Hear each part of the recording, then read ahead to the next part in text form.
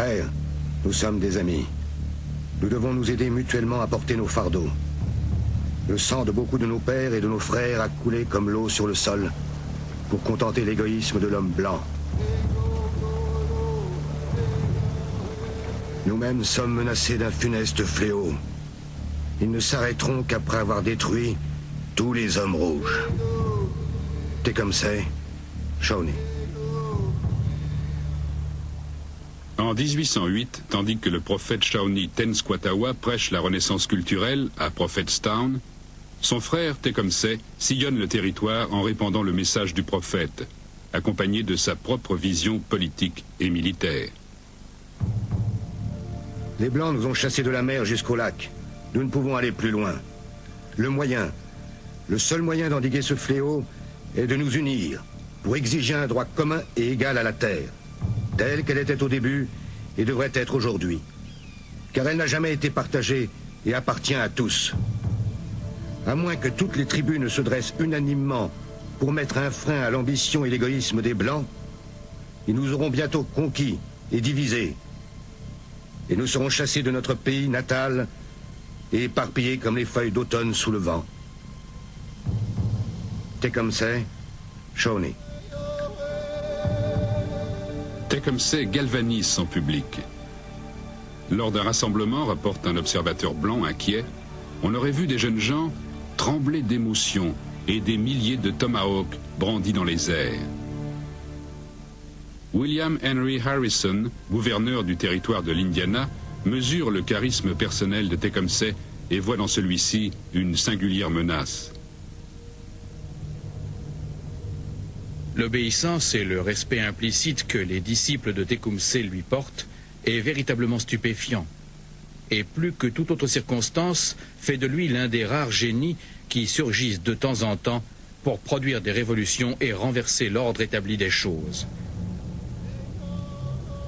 N'était-ce le voisinage immédiat des États-Unis, il serait peut-être le fondateur d'un empire dont la gloire rivaliserait avec celle du Mexique ou du Pérou.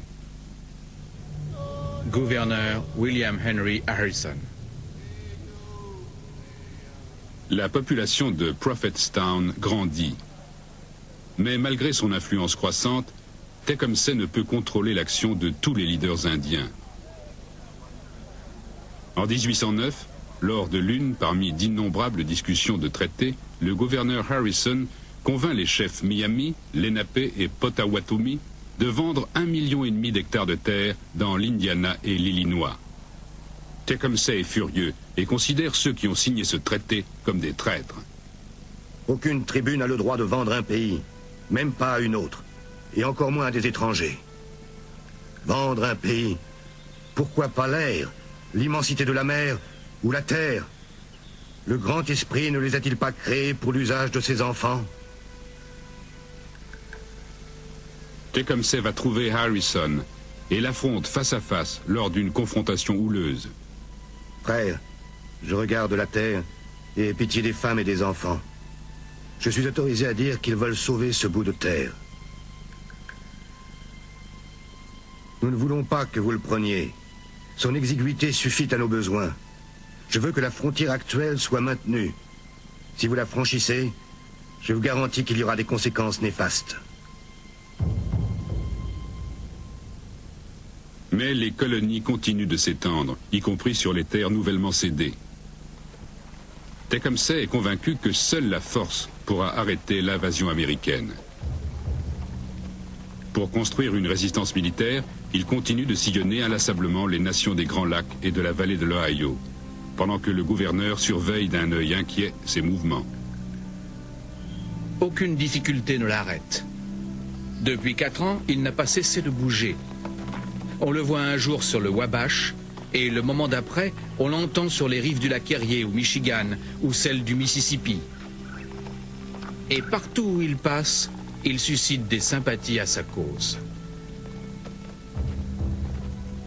En 1811, Tecumseh se rend dans le sud pour tenter de rallier les puissantes nations des Choctaw, des Chickasaw et des Creeks à son alliance. Là, village après village, il explique que les nations indiennes sont au bord du désastre. Où sont aujourd'hui les puissantes tribus de notre peuple? Elles ont fondu sous l'égoïsme et l'oppression de l'homme blanc, comme la neige sous le soleil de printemps. Laisserons-nous les nôtres être à leur tour anéantis, sans faire un effort digne de notre race? Allons-nous, sans combattre, abandonner nos maisons, nos terres, les tombes de nos ancêtres, et tout ce qui nous est cher et sacré? Je sais que vous direz avec moi, jamais, jamais. Mais la seule présence et la fougue de Tecumseh ne peuvent surmonter le clivage culturel croissant. Beaucoup de leaders indiens du Sud encouragent leur nation à imiter la société blanche dominante.